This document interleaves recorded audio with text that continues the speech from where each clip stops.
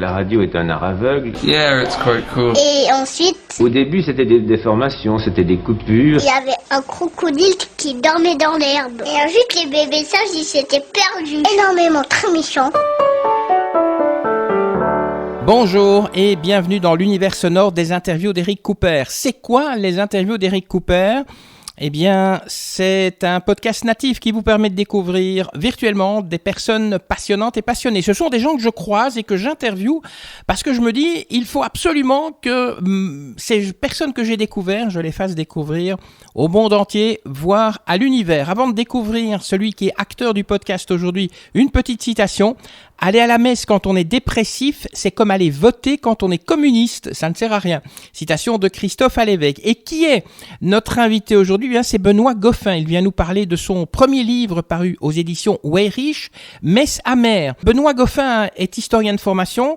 Il a été prof pendant de nombreuses années et je dois vous avouer que durant l'interview, je ne lui ai pas dit qu'à l'école, je me faisais souvent punir parce que j'étais bavard. Avant peut-être de tendre le micro à Benoît Goffin, j'ai eu envie de vous lire les premières lignes de son roman. Je suis mort un samedi, au moment d'entrer en Semaine Sainte. Le calendrier marquait le début d'avril de l'année 1982 et le soleil essayait vainement de percer un ciel de grisaille. 14 heures venaient de sonner à l'horloge du cloître. Je mourais et l'horloge avançait avec indifférence dans son imperturbable cadence du temps. Je ne voulais pas disparaître, pas comme ça. Mon être refusait cet abîme sans fond.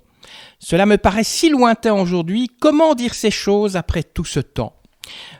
Benoît Goffin, bonjour, merci d'avoir accepté de faire cette interview. Ça se passe dans un café à Wavre, pas loin d'une église et pas loin aussi de l'office du tourisme. Voilà, comme ça je situe un petit peu l'endroit où nous sommes. Alors, en quelques mots, est-ce que vous pourriez vous présenter ? Je suis historien de formation, médiéviste plus particulièrement, donc spécialisé en histoire du Moyen-Âge. J'ai suivi une scolarité, tout ce qu'il y a de plus classique, dans une école à Bruxelles où mon père était professeur, donc c'était pas toujours très facile. Mais bon, et puis je me suis lancé à l'université, c'était une tradition de famille, d'abord en philosophie, 2 années, aux facultés Saint-Louis, et puis je me suis retourné vers l'histoire parce que voilà, je trouvais que la philosophie c'était très intéressant au niveau de l'ouverture d'esprit, mais je voyais pas très concrètement comment aboutir professionnellement. Donc les études d'histoire et puis après le service militaire qui se faisait encore à l'époque, eh bien je suis devenu enseignant un petit peu par hasard. Je n'ai pas vraiment choisi cette profession et en fait je me suis beaucoup plu dans l'enseignement. J'ai enseigné pendant 22 ans je pense, l'histoire évidemment, la religion aussi aux rhétoriciens. C'était des belles années parce que les rhétoriciens sont des gens auxquels il ne faut pas raconter n'importe quoi. Ce que vous dites, il faut que ce soit au minimum prouvé, entre guillemets, ou en tout cas vécu. Donc j'ai vraiment passé de belles années. Et puis après 22 ans, je me suis dit qu'il fallait faire autre chose. Et comme la place de directeur se libérait, j'ai postulé et voilà, on m'a choisi. 10 années de directeur. Donc ouais, c'est un fameux challenge. C'est un tout autre métier qu'enseignant. Ça n'a à la limite rien à voir. Mais je me suis aussi bien plu, mais fort fatigué.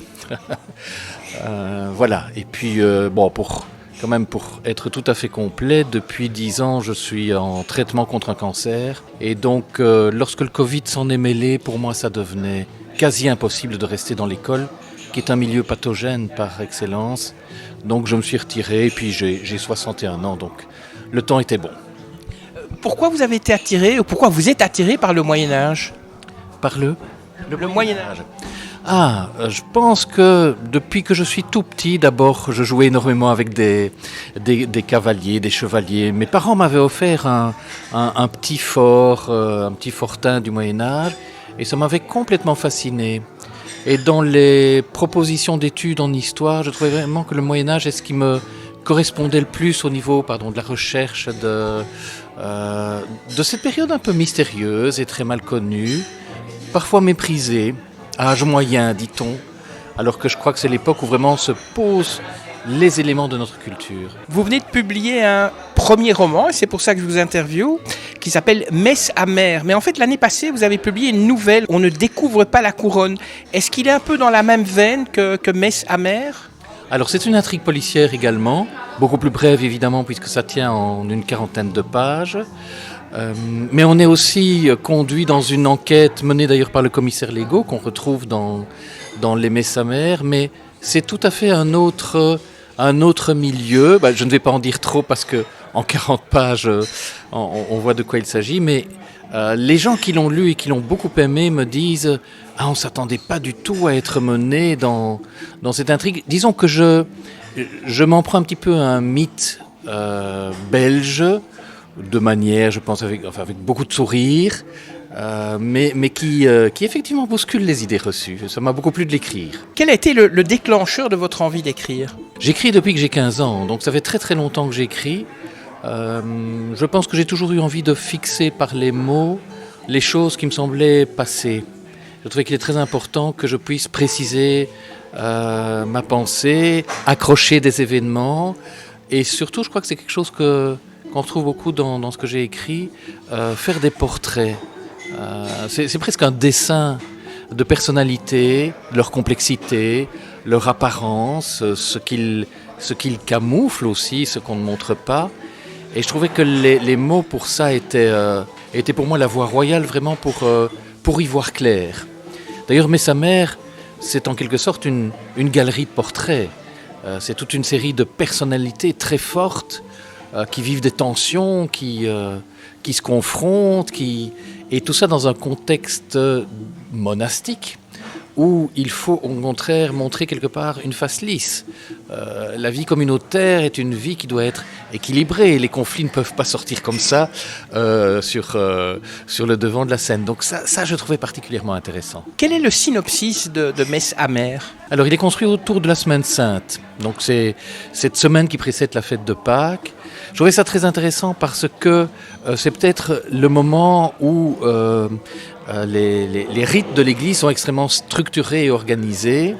Et je pouvais avancer dans ces 7 jours de la Semaine Sainte pour effectivement voir comment est-ce que cette intrigue qui commence par une mort dont on ne sait pas dans le fond au départ, est-ce que c'est un meurtre, est-ce que c'est un suicide, de quoi s'agit-il au juste, là aussi dès le départ je laisse planer le doute est continuel dans mon récit. Le titre Messes amères, c'est pas joyeux comme titre. Non, mais je crois qu'il décrit bien ce qui se passe dans le livre, parce que voilà, on est vraiment dans un des milieux d'église, donc on est dans ce milieu des rites de l'Eucharistie, de la messe, et finalement ces messes se révèlent amères parce que elles cachent toute une série de choses non dites, difficiles, parfois scandaleuses. Et alors, ne fût-ce que la résonance du titre Messes amères, je trouvais que voilà, c'était vraiment le titre qu'il me fallait. Votre éditeur, c'est Weyrich. Est-ce qu'il y a eu beaucoup de corrections ? Donc, par rapport au manuscrit original, est-ce qu'ils vous ont demandé de faire beaucoup de corrections ou bien ils vous ont pris vraiment en bloc et ils n'ont pas touché une lettre, une virgule ou un mot de votre manuscrit ? Non, ça a été un long et patient travail de bénédictin, j'ai envie de dire, parce qu'effectivement, il y avait... D'abord, c'était beaucoup plus long. Déjà, le livre fait 400 pages, ce qui est bien costaud, mais il était beaucoup plus long, j'avais beaucoup plus de détails, et je pense qu'on a fait un très bon travail, d'élagage, qui était indispensable pour que l'on se centre vraiment sur cette intrigue et que le lecteur soit capté du début à la fin. Donc non, ça a été vraiment un long travail, mais qui m'a beaucoup appris. Et je trouve que vraiment c'était intéressant. Et vous l'avez envoyé à d'autres éditeurs ou bien Weyrich directement a accepté de le publier ? Alors dès le départ, Weyrich était intéressé, même dans la première version non retravaillée. Et puis finalement, le temps a passé. J'ai eu d'autres propositions, mais peu finalement. Et je trouvais que cette collection Plume du Coq chez Weyrich était vraiment intéressante et ils m'ont fait beaucoup de confiance, donc voilà, j'ai accepté facilement. Avant que vous ne démarriez votre écriture de Messes amères, vous aviez déjà un plan avec les lieux, les personnages, les événements, ou bien vous avez construit votre roman au fil de l'écriture ? Eh bien les deux.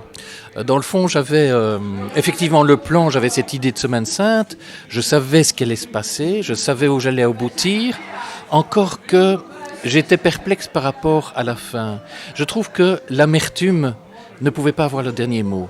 Et quelque part, il fallait qu'à travers tout ce qui s'écrit, apparaisse finalement quand même la profonde humanité de ces personnages. Et le dernier mot d'ailleurs n'est pas à un humain, que celui qui a envie de lire le lise, c'est un animal qui prend la parole pour clore le livre, avec dans le fond une sagesse toute simple. Mais donc il y avait ce plan bien clair, et en même temps je me laissais guider par l'écriture. Quelque part les personnages, au fur et à mesure de leur avancée, de leur description, me conduisaient vers la suite du roman. Est-ce que vous avez un rituel d'écriture ? Oui, j'ai presque envie de dire qu'il est monastique. C'est-à-dire que je n'écris que le matin, assez tôt. Je pars d'abord un petit peu me balader dans la campagne avec mon épouse. Elle se met alors au travail de son côté, et puis moi je me mets à mon bureau, et toute la matinée est consacrée à l'écriture. Je crois que en réalité on n'écrit pas plus de 3 heures maximum. Je parle vraiment d'écrire. J'ai besoin de replonger dans une série de sources, j'ai besoin de m'alimenter de photographies. Donc je mets beaucoup de choses autour des heures consacrées à l'écriture, mais c'est le matin. L'après-midi, c'est vraiment la documentation, et puis comme pour les bénédictins, ora et labora, l'après-midi, c'est le travail manuel. En préparant cette émission, j'ai appris qu'à la fin de vos études, vous avez fait un mémoire qui avait pour thème les ordres monastiques. Vous avez même fait des séjours dans des abbayes. Est-ce que votre roman, il dénonce des choses qui vous ont déplu lors de vos séjours abbatiaux ? Non, pas du tout. Donc il faut bien voir l'objet du livre, c'est un roman policier, donc il fallait forcément que je durcisse les choses, je les caricature à la limite. Donc non, au contraire, les communautés monastiques qui m'avaient hébergé, surtout pour que je puisse consulter leur bibliothèque, parce qu'il y a des richesses extraordinaires dans les bibliothèques monastiques en Belgique. J'ai été superbement bien accueilli, et j'ai trouvé ces gens extraordinairement proches, chaleureux. Enfin, voilà, j'ai parfois un petit peu mauvaise conscience de mon ton, parfois un peu incisif, mais j'avais tellement de goût aux mots et à agrandir et à exagérer un certain nombre de traits mais ça c'est le rôle de l'écrivain. C'est là qui se distancie tout à fait de ce que j'ai vécu, de ce que j'ai rencontré dans ces communautés. Dans ce roman, vous n'êtes pas tendre avec l'Église. Le fait qu'il sort aujourd'hui, c'était en fait le moment choisi, parce que quand on est directeur de Don Bosco, ça fait peut-être mauvais genre de sortir un roman qui s'appelle Messe amère. Alors il n'y avait pas de censure, il n'y avait pas d'index. Je n'ai pas eu l'inquisition sur le dos. Non, dans le fond, il sort maintenant tout simplement parce que je suis pensionné et que j'ai pu vraiment faire le dernier travail de correction et de léchage du texte à un moment où je disposais de suffisamment de temps pour le faire. Voilà, il n'y a pas de préméditation, et il serait sorti d'ailleurs pendant mes fonctions de directeur. Je pense que ça n'aurait posé aucun problème. L'objet est clairement défini, c'est un roman policier. Votre intérêt pour les ordres monastiques, c'est par curiosité, ou bien vous étiez dans une sorte de quête spirituelle ? On peut dire qu'il y a un peu des deux, mais je crois que c'est surtout la fascination. Le mot n'est pas exagéré. La fascination pour ce milieu, à la fois très, très codifié. La vie des communautés monastiques est extrêmement réglée et très efficace. Et en même temps, un milieu très méconnu, qui volontairement d'ailleurs vit en retrait. Je trouve que ça a un côté véritablement fascinant. Et en même temps, moi-même je suis chrétien, donc je me reconnais dans leurs valeurs, et c'était une manière dans le fond d'entendre ce qu'eux pouvaient aussi vivre et comment ils réagissent par rapport à leurs difficultés, parce qu'ils en ont bien entendu. Vous décrivez pas mal de personnages dans ce roman. Est-ce qu'ils sont tirés de la vie réelle, et la façon dont vous les décrivez, est-ce que ils ne pourraient peut-être pas se reconnaître ? Oui et non, c'est-à-dire que oui, ils sont tirés de la vie réelle, mais ils ne sont pas tirés de ces communautés que j'ai rencontrées, dans lesquelles j'ai été travailler. Ils sont plutôt tirés d'exemples antérieurs. J'ai volontairement choisi, premièrement, de ne jamais nommer d'ordre religieux, parce que je n'en désigne pas un. Ce n'est ni ceci ni cela. Les frères de Notre-Dame, comme je les appelle, c'est un ordre religieux qui n'existe pas. Donc c'est tout à fait imaginaire. Mais dans le fond, mes personnages sont souvent constitués de plusieurs personnes que j'ai rencontrées à un moment ou à un autre, et que je mets dans une seule personnalité. Un exemple, le Père Élisée, qui est le prieur, qui est dans le fond le personnage que j'ai inventé et auquel je suis le plus attaché. Mais dans ma tête, je vois bien les personnages dont je me suis inspiré. Il n'y en a pas qu'un seul, il y en a en fait 3. Voilà, et c'est une sorte de percolation de ces personnages qui donne le Père Élisée dans le roman. Bien que vous nommez pas un ordre monastique particulier, quel est le plus proche en fait, ordre monastique qui serait le plus proche de celui de votre roman, les Chartreux, les Dominicains, parce que vous êtes à Liège aussi, où on sait qu'il y a une grande communauté dominicaine. Oui, alors ce ne sont pas les Dominicains? Eh bien non, raté, mais c'est pas eux. Alors les Chartreux, certainement pas, parce que les Chartreux vivent totalement isolés dans les montagnes. Or, la communauté monastique ou religieuse dont je parle, ce serait plutôt un ordre comme celui des Dominicains, c'est-à-dire qu'ils ont leur communauté en ville ou en bordure de ville. Et grosso modo, on sent que c'est une communauté qui travaille plutôt dans l'apostolat, que ce soit les conférences, les retraites, la prédication, comme les Dominicains, effectivement. On peut se dire, tiens, dans le fond, il y a des traits similaires. Mais voilà, c'est plutôt dans cette catégorie, non pas de contemplatif pur et non pas d'actif pur, mais j'ai fait une espèce de sauce des deux. Et on pourrait dire un petit peu comme des ordres enseignants aussi. Encore que dans les Frères de Notre-Dame, je ne fais pas allusion, sauf à un moment, lorsque le Père Élisée parle de son passé de résistant, on apprend qu'effectivement, dans son couvent, il y avait une école qui était attachée, mais c'est tout. Et pourquoi un ordre monastique masculin et pas féminin? Parce que je pense qu'on connaît mieux les ordres féminins. Et que je trouvais intéressant de voir comment ça se vivait chez les hommes. On sait que les communautés féminines sont des communautés qui sont très sensibles, où la personnalité joue beaucoup. Je me demandais dans le fond, est-ce que des hommes confrontés à ce type de situation, comment réagissent-ils? Comment vont-ils se comporter par rapport à des situations, somme toute, assez dramatiques? Je trouve que, bon, étant un homme moi-même, je me mettais plus dans la peau de ces personnages et je me dis, mais comment est-ce que des hommes réagissent dans des situations de meurtre, enfin, et de toute une série d'autres choses qu'on ne dira pas ici. Quand vous rentrez dans une librairie et que vous voyez votre roman, quel sentiment vous ressentez? De l'étonnement, parce que, à la limite, je me dis, tiens, c'est moi qui ai écrit ça. Alors évidemment, il y a une petite seconde de fierté. On se dit, ok, c'est bien, au moins cette librairie le vend, ça fait du bien. Mais c'est vraiment... J'ai parfois l'impression que... Alors, j'ai écrit ce livre, ça m'a pris beaucoup de temps. C'est sur 8 années que j'ai fait la rédaction. D'abord parce que je disposais de peu de temps libre.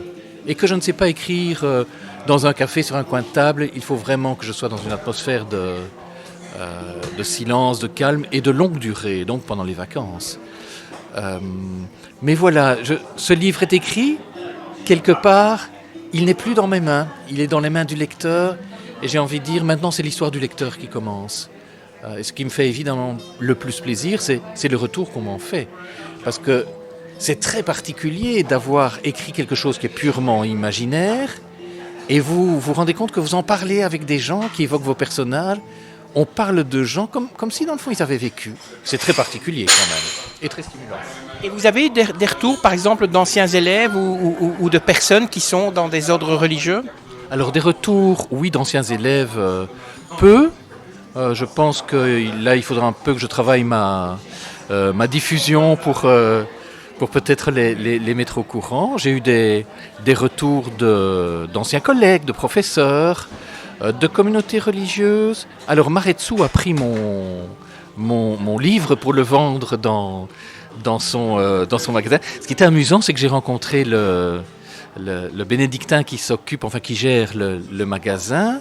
Et on se connaissait assez bien et je lui ai dit, bon, est-ce que tu veux bien mettre mon livre dans ton magasin?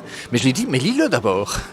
Je dis parce que le ton est parfois incisif, donc je voulais quand même être sûr qu'ils ne se sentent pas finalement piégés par quelque chose que certains pourraient prendre comme une critique, mais je répète, ce n'est pas du tout le but.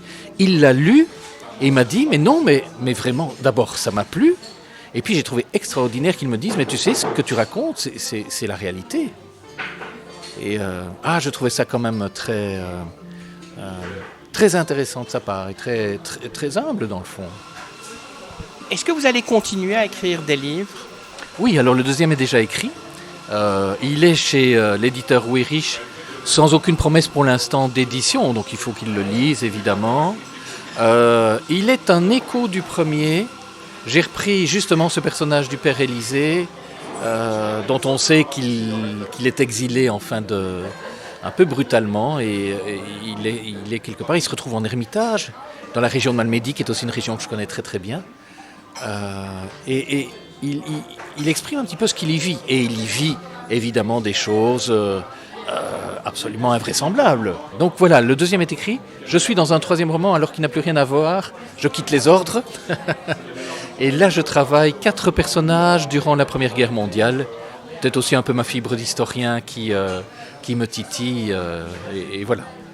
Donc, il n'y aura pas de messe amère, un triptyque, par exemple, comme ça se fait souvent. Non, il n'y a pas de trinité.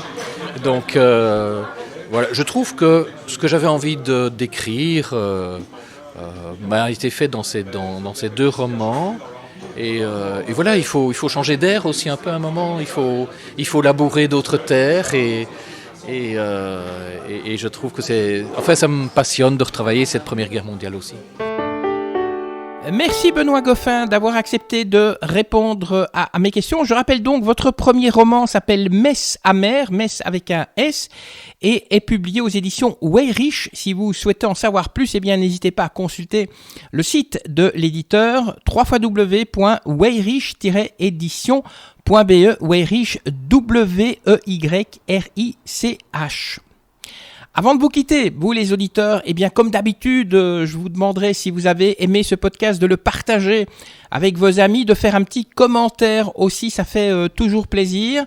Et vous pouvez bien sûr aussi me dire ce que vous avez pensé du livre, si vous l'avez lu.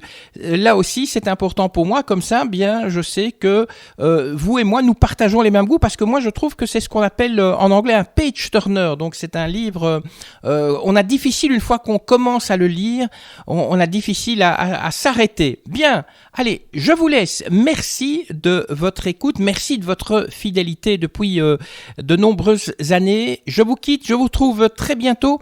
Que la force soit avec vous et avec tous les autres, et à bientôt. Ça y est, c'est fini.